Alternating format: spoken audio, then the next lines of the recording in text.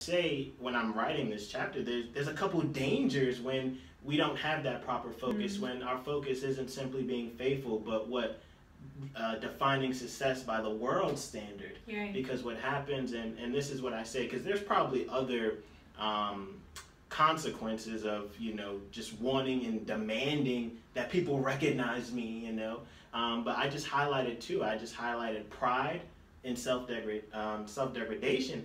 And I would have to say that sometimes I struggle with pride myself, just like on a weekly basis. Let's bring it real practical. I'm going through a podcast, or each chapter doing a podcast, and I've got to find people who are willing to, come along and just say, hey, is this worth my time, worth an investment?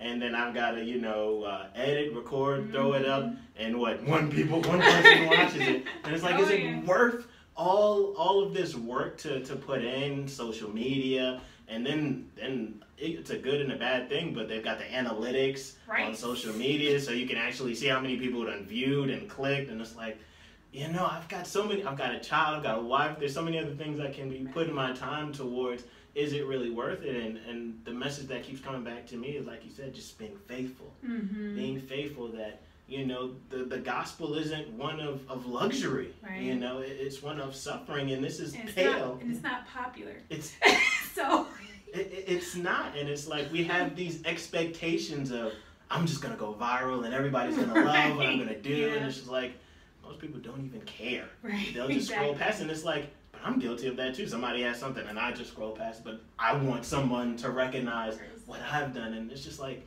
pride. If we're going to be point blank, period. And so I give just some again practical examples aside, just from my life, but I think you can appreciate these as someone who is married.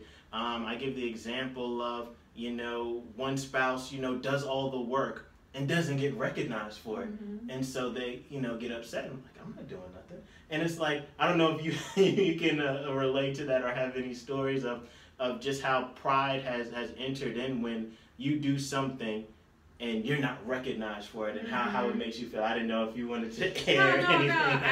It's funny enough, when I read that example in this chapter, I immediately thought about repeatedly throughout my marriage. I've been married for over 11 years. Oh, wow. Congratulations. Thank you. And one thing that has happened, I would say several times throughout that time frame, is that my husband and I, with our careers, with our, personal aspirations, we've gone through times where, I'm getting promotions, I'm getting recognition from, for my work, my job, whatever, and he's not, and then vice versa. And during those times, it is a very tense time, because not that we are competing with each other, but just as you said, that desire to be recognized, maybe you're putting in a lot of hours at your job, and you're just getting overlooked, you feel like you're being overlooked. You didn't get the bonus, you didn't get the promotion, you didn't get the accolade, at the meeting or whatever.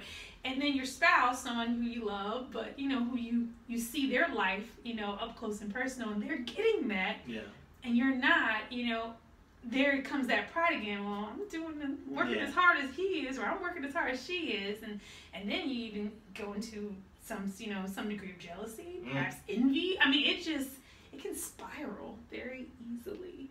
So I just, that was the first thing that came to my mind, is that we've had that happen in our marriage. And like you said, just to bring it home for myself, just even in my own life, just seeing this as something that I struggle with, just how when you're married, you realize how self-centered you are. Very. You think, I'm just a giving person, I'm this, and it's like, if you truly are, you'll do this not for any recognition, though the other person should recognize you. If they don't, because what happens is, okay, I did the dishes this week. Wife didn't even recognize I did the dishes. I ain't doing them next week then. And it's like childish, but that's how we are, and it's like, it's a struggle that we have. So I identify, those seeking recognition, there's nothing wrong with that.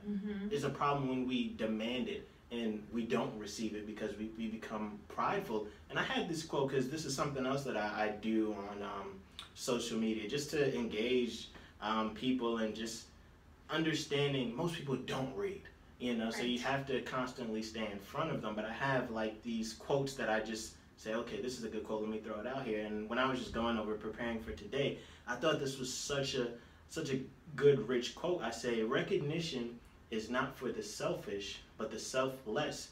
Ironically, people want recognition to exalt their self, when true recognition is for those who exalt others. You know, I don't know, did you have any thoughts on that? No, I thought it was spot on, you know, and I can look at my own life especially. You know, I've been, I guess what they call a high achiever. You know, I was the kid that always got the A's and the, you know, perfect attendance awards and, you know, all that stuff.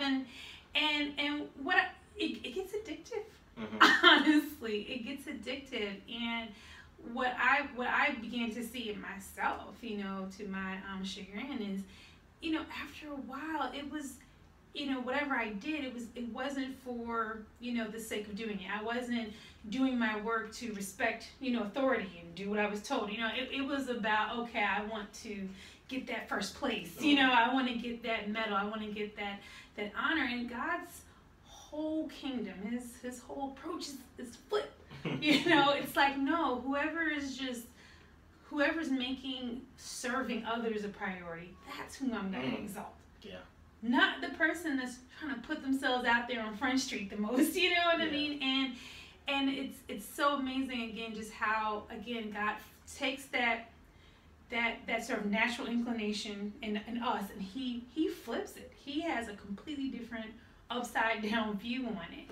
And that's hard. Yeah. That's hard to accept, because the feeling of being overlooked leads to that feeling of being insignificant. And I feel like humans, naturally, we're just allergic to insignificance.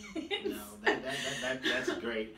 And going in addition with the pride, and I think I may have got myself into a little trouble with this, because I had, like, when I would write this, I'd just have a Word document, and I would send it to my mom, and I thank you, Mom, for reading them, giving me good constructive criticism. But I think she might have been just a little worried about the next result of demanding recognition, and I say self-degradation. And I'm looking at this from a millennial perspective, social media, and we just see self-degradation on extreme, where it's either we see acts of violence posted, and we just see like how many people pay so much attention to that. Like, we don't pay attention to someone actually doing something positive. Right. But no, we see somebody fighting in the street, we're going to post that world star, you know? Or even, you know, and I think this is where my mom was like, well, I don't know if you should go there. But I think it was important to address where we have individuals who modesty is not, you know, a priority for most people. And the person who's dressed modestly doesn't get as many likes as the person who doesn't have much on. And it's like, they're seeking that recognition, they're seeking that attention, and if they don't get it, this is what I'm going to do. And I didn't know, just from a woman's perspective, is that something that you are counsel other women on, or just how do you address that when you have these women who do whatever it is for attention? Well, yeah, I mean, this is an issue. This is a topic for women from ages, you know, 5 to 500. You know, I mean, this is a lifetime battle. You know, for whatever reason, it's just the way the world is the way society is. You know, women, we are objectified.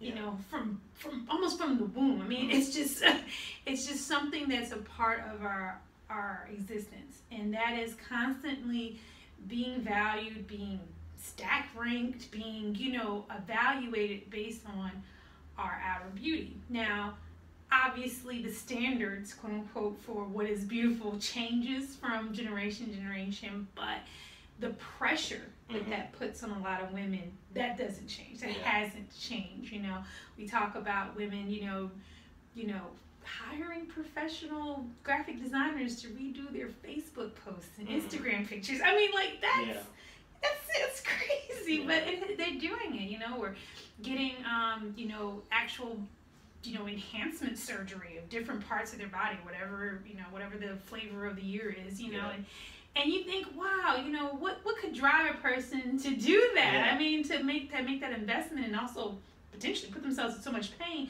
and cast degrade themselves, you know, because they're making themselves a spectacle. And, you know, again, the conversations I have with women, what I'm hearing is that the issue is an identity. They have placed their identity in those likes, thumbs ups, hearts, stars, whatever the social media thing is of the, you know, I mean, they have literally attached their sense of self to these images on a screen, you know, and once you do that, there's just no telling how far you'll be willing to go. And it's sad. It's obviously dangerous. I'm sure you've, you know, heard in the news as far as, you know, people, you know, especially younger women, you know, pedophiles, you know, predators, you know, looking at these young girls and addressing them, giving them that attention through via social media outlets, and then drawing them into very dangerous situations. I mean, it happens all the time.